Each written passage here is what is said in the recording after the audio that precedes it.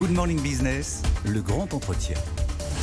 Voilà, encore un patron qui publie aujourd'hui de très bons résultats pour son entreprise. C'est Olivier Andriès, le directeur général de Safran. Bonjour. Bonjour. Donc Safran, je le rappelle bien évidemment, ce sont des moteurs d'avion, des moteurs de fusée, mais pas que. On va en parler dans un instant. On va quand même donner le chiffre qui est tombé, qui est quand même assez spectaculaire, avec en données publiées un résultat net de 3,44 milliards d'euros. C'est pas un record, mais c'est pas loin ou c'est un record? C'est pas le record. On n'a pas encore atteint le niveau absolu de 2019. Qui était avant crise, qui était au-delà, un petit peu au-delà, mais on est vraiment pas loin. D'accord. On n'est pas loin, mais on n'a pas non plus, on n'a pas retrouvé totalement encore le chiffre d'affaires de 2019, mais on n'est pas loin. Vous êtes à 23,2 milliards d'euros de chiffre d'affaires, en hausse de 21,9%. Absolument. Alors, c'est vrai qu'il faut quand même parler de cette recovery de l'industrie aéronautique après les années de crise, les années de confinement, les années d'effondrement. Jamais on pensait que le transport aérien reviendrait aussi vite, jamais on pensait que les compagnies aériennes auraient autant d'appétit pour les avions. On voit que le carnet de commandes d'Airbus, 10 à 12 ans de production dans les soutes, si je puis dire. Mais du coup, il faut que ça suive derrière. Et derrière, c'est notamment vous, il faut que les moteurs d'avions soient fabriqués, que ce soit pour Airbus ou pour Boeing. Est-ce que vous allez y arriver? Parce que vous avez vu la pression que met Guillaume Faury ce matin sur les équipementiers, notamment les motoristes. Il veut produire 75 avions monocouloirs par an d'ici 2 ans. Est-ce que vous arriverez à fournir? Alors, on est effectivement dans cette situation très particulière où la demande n'a jamais été aussi forte et où l'offre, c'est-à-dire l'ensemble de la chaîne des fournisseurs, n'a jamais été aussi fragilisée. C'est ça. Donc on est dans cette période de tension. On peut se féliciter que la demande soit forte. Effectivement, le trafic aérien, notamment dans le domaine des moyens courriers, est revenu à son niveau d'avant-crise de 2019. Et on est presque au même point sur les longs courriers. Et regardez, absolument, on est presque au même point sur les longs courriers. Et regardez les prises de commandes d'avions au cours de l'année 2023. Ça a été une année record pour Airbus, c'est fantastique. Ils ont pris plus de 2000 avions en commande, mais c'est également une année très importante pour Boeing, qui a pris à peu près 1500 avions en commande. Donc, malgré tous les déboires sur le 737 MAX. Malgré les difficultés, ils ont pris quand même des commandes très fortes, et notamment sur les longs courriers. Donc on a cette situation où la demande est très forte, et effectivement la chaîne de fournisseurs, qui a pris quand même, je vous rappelle, 3 chocs successifs en peu de temps.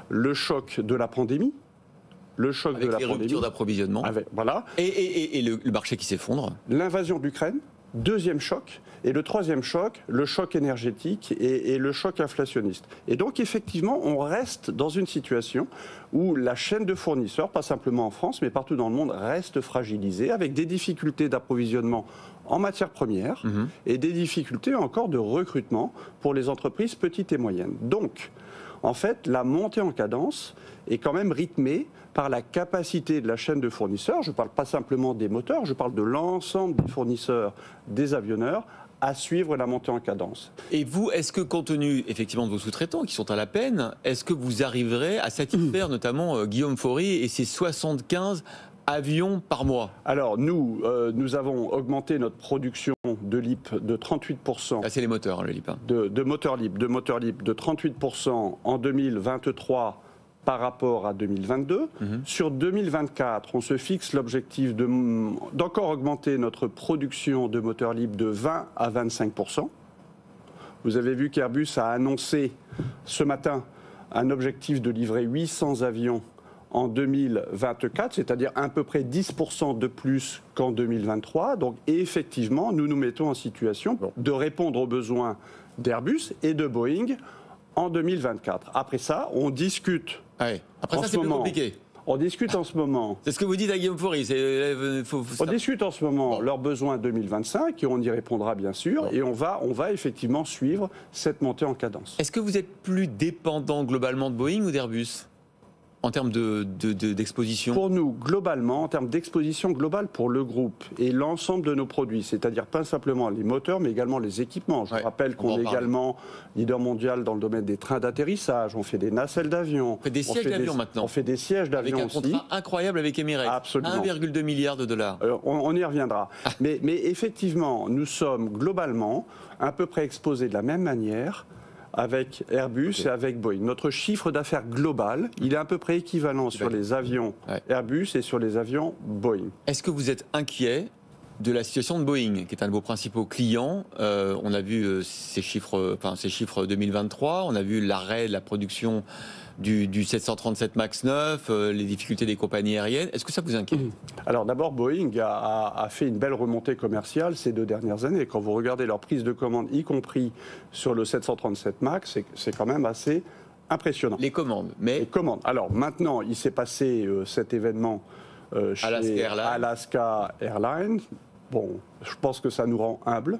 Ça nous rend très très humbles. Je vous rappelle que toutes les entreprises aéronautiques, c'est vrai pour Airbus, c'est vrai pour Boeing, c'est vrai pour nous, on met en priorité numéro 1 la sécurité des vols, le système de management de la qualité.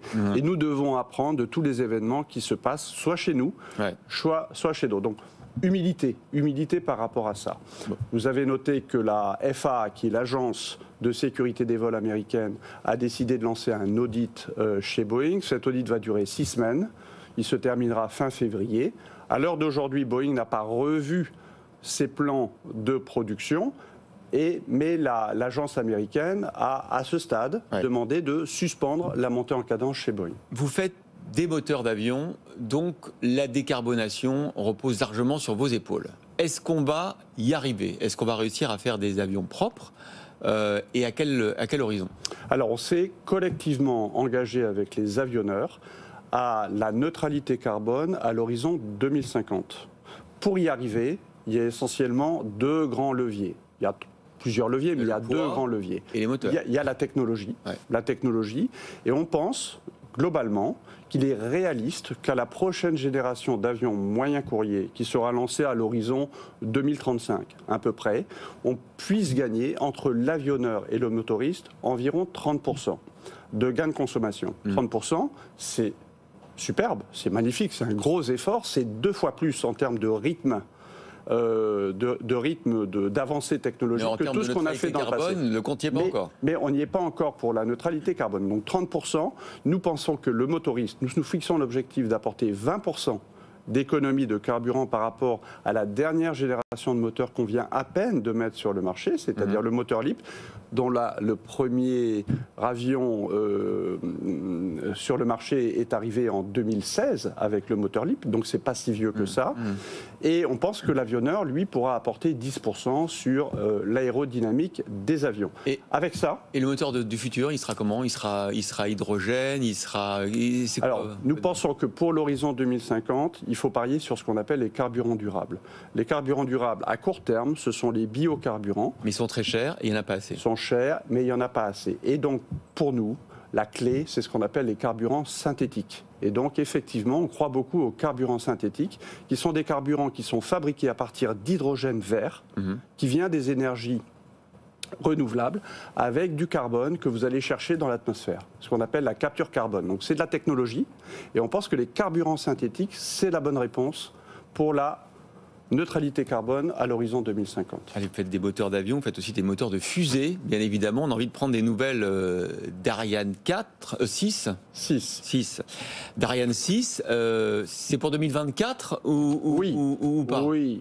Sûr de ça ? Oui, le niveau de confiance est très élevé sur 2024 pour plusieurs raisons. On a fait beaucoup de progrès en 2023.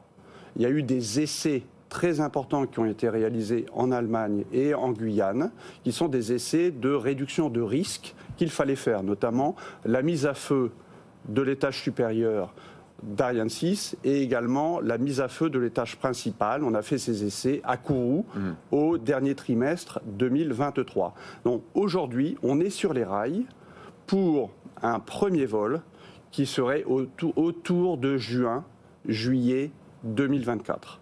Nous sommes très confiants avec l'Agence spatiale européenne et le CNES pour cet objectif de premier vol à peu près en milieu d'année 2024. Bon, on ne manquera pas ce rendez-vous, bien évidemment. tension sociale aussi chez Safran, à nouveau, comme l'an dernier d'ailleurs. Les syndicats réclament des hausses de salaire supérieures à ce que vous proposez. Je crois que vous proposez jusqu'à 4%, entre 3,5 et 4%. Ils réclament 5% parce que disent-ils, voyez, vous avez des bons résultats, le chiffre d'affaires progresse, le bénéfice aussi. Qu'est-ce que vous leur répondez? Alors c'est toujours en début d'année, c'est toujours la période de ce qu'on appelle les négociations annuelles obligatoires. Donc c'est la période où on négocie avec l'ensemble des partenaires sociaux les augmentations salariales de l'année 2024. Et nous avons évidemment toujours la pratique de tenir compte du montant de l'inflation. Le montant de l'inflation aujourd'hui, il est supérieur à ce qu'il était avant la crise. Mais le montant de l'inflation en 2024, il est inférieur à ce qu'il était en 2023. C'est-à-dire qu'on est dans un environnement où l'inflation est en train de décélérer. Donc effectivement, en 2023, nous avions fait une augmentation salariale de 5,5% pour tenir compte d'une inflation élevée. On est aujourd'hui dans un environnement économique où l'inflation baisse en 24 par rapport à 23. Donc nous avons proposé 4%, auquel vient s'ajouter des effets salariaux liés à ce qu'on appelle la nouvelle convention collective qui nous a amené, qu'on a mis en place en tout début d'année et qui nous ont amené à faire un effort salarial supplémentaire.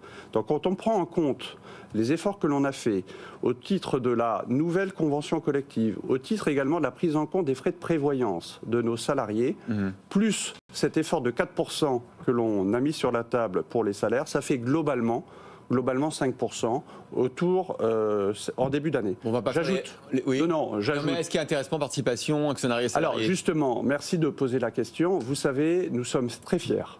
Nous sommes très fiers de notre politique de partage de la valeur chez Safran.